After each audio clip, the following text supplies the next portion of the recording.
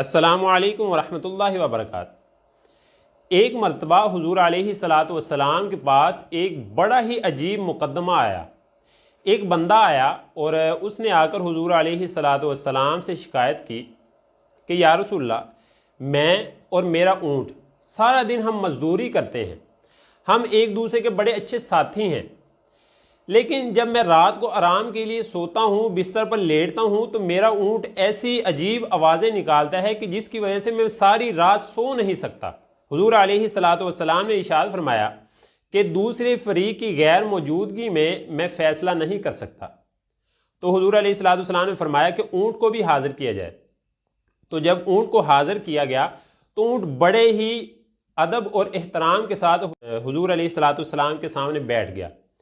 तो हुजूर अलैहिस्सलातु वस्सलाम ने फरमाया कि तेरा मालिक तेरे साथ इतना अच्छा सलूक करता है और तुम दोनों एक दूसरे के बड़े अच्छे साथी हो, लेकिन तेरा मालिक शिकायत करता है कि जब मैं रात को सोता हूँ तो ये बड़ी अजीब आवाज़ें निकालता है, ये क्या मामला है। तो वो ऊँट कहने लगा, या रसूलल्लाह, बात ऐसे है कि हम दोनों दिन में काम करते हैं और एक दूसरे के बड़े अच्छे साथी हैं, ये मेरा बड़ा ख्याल करता है, लेकिन कभी कभार ऐसे होता है कि दिन में बहुत ज़्यादा काम होता है और मेरा मालिक खाना खाने के बाद, मगरिब की नमाज़ पढ़ने के बाद बिस्तर पर लेटता है और इसको नींद आ जाती है, जिसकी वजह से ये सो जाता है और इसकी इशा की नमाज रह जाती है।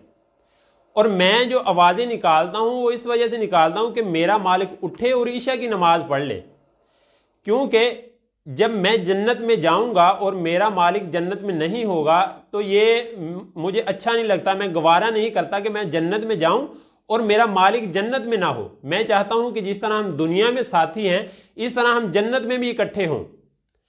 तो हुजूर अलैहिस्सलातु वस्सलाम इस बात को सुनकर बड़े खुश हुए।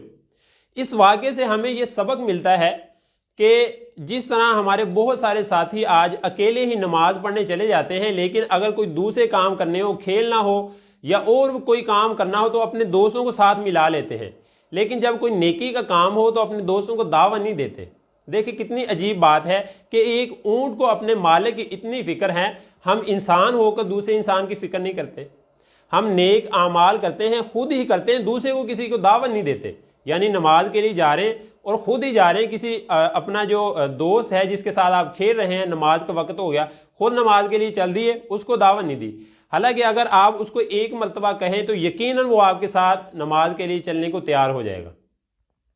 अगर आप चाहते हैं कि आप भी जन्नत में हो और आपके जो दुनिया के दोस्त हैं वो भी जन्नत में जाए, तो जब खुद नेक अमल करें तो दूसरे भाई को भी दावत दे दें कि मेरे भाई, मैं फ़लाँ नेक काम करने लगा हूँ, आओ तुम भी मेरे साथ नेक काम कर लो, ताकि जब हम जन्नत में जाएं तो हम जैसे दुनिया में इकट्ठे हैं, जन्नत में भी इस तरह इकट्ठे हों।